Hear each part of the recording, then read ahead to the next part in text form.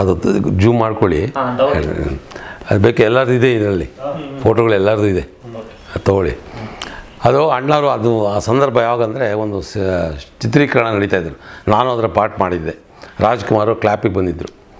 ಆ ಕ್ಲಾಪಿಗೆ ಬಂದಾಗ ನನ್ನನ್ನು ಇನ್ನೊಂದು ರಾಜ್ಕುಮಾರ್ ಅವರು ನಮಗೆ ಯಾವಾಗ ಕಂಡ್ರು ಒಂದು ಇದು ವಿಶೇಷ ಇದೆ, ಅದನ್ನು ಹೇಳೋದು ಮರೆತುಬಿಟ್ಟೆ, ನಾನು ಹೇಳ್ತೀನಿ.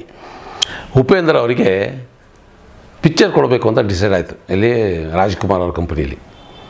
ಸರಿ, ಉಪೇಂದ್ರ ಯಾವ ಪಿಕ್ಚರ್ ಮಾಡಿದ್ದಾರೆ ತಂದು ತೋರಿಸಿ ಅಂತ ಹೇಳಿದ್ರು. ಆವಾಗ ಅವರು ಉಷ್ ಪಿಕ್ಚರ್ ಮಾಡಿದ್ರು.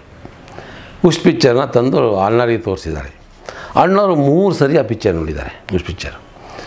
ಆ ಟೈಮಲ್ಲಿ ನಾನು ಎಲ್ಲರೂ ಹೊರಗಡೆ ಕಂಡ್ರೆ, ಯಾವ್ದಾರ ಫಂಕ್ಷನಲ್ಲಿ ಕಂಡ್ರೆ, ಏನು ಜನಾರ್ದನ್ ಅವರೇ ಏನಂಗೆ ಬೈತಾ ಇದ್ದೀರಲ್ಲ, ಎಲ್ಲಿಂದ ಕಲ್ತಿರಿ ನೀವು ಬೈಗಳನ್ನ, ಅಷ್ಟು ಸಲೀಸಾಗಿ ಬೈತಾ ಇದ್ದೀರಲ್ಲ ನೀವು ಅಂದರು. ನಾನು ಹೇಳಿದೆ, ಇಲ್ಲ ಅಣ್ಣ, ಕಾಕಿ ಬಟ್ಟೆ ಹಾಕ್ಕೊಂಡ ತಕ್ಷಣ ಬೈಗುಳ ಬಂದ್ಬಿಡುತ್ತೆ ತನ್ನಷ್ಟಾನೆ ಅಂತ.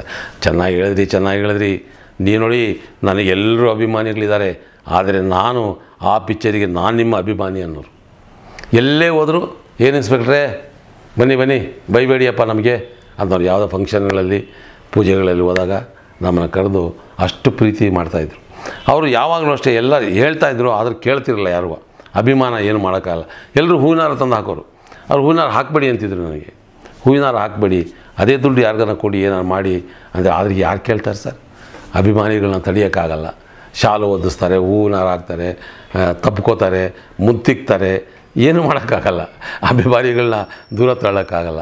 ಆದರೆ ಯಾವಾಗಲೂ ಅವರು ವಿರೋಧ ಮಾಡ್ತಾಯಿದ್ರು, ಹಾರ ಹಾಕೋದು ಬೇಡ, ಅದ್ರ ಬದಲು ಏನಾದ್ರು ಯಾರಿಗಾನ ಹುಡುಗರು ಪುಸ್ತಕಗಳು, ಪೆನ್ನುಗಳು ಕೊಡಿ, ನನಗೆ ಹಾರ ಹಾಕಿ ಏನು ಮಾಡ್ತೀನಿ, ಹಾರ ಹಾಕಿದ್ರೆ ಏನು ಮಾಡ್ತೀನಿ ಅದನ್ನು ಬಿಸಾಕ್ತೀರ ಅಷ್ಟೇ, ಅದ್ರ ಬದಲು ಅದು ಉಪಯೋಗ ಮಾಡ್ಕೋಬೋದಲ್ಲ ಅಂತ ಭಾವನೆ ಇರ್ತಕ್ಕಂಥವ್ರು ರಾಜ್ಕುಮಾರ್ ಅವರು. ಹಾಗಾಗಿ ಉಪೇಂದ್ರನಿಗೆ ಪಿಕ್ಚರ್ ಕೊಡೋದು ಉಷ್ ಆದಮೇಲೆ ಓಂ ಪಿಕ್ಚರ್ ಕೊಟ್ಟರು.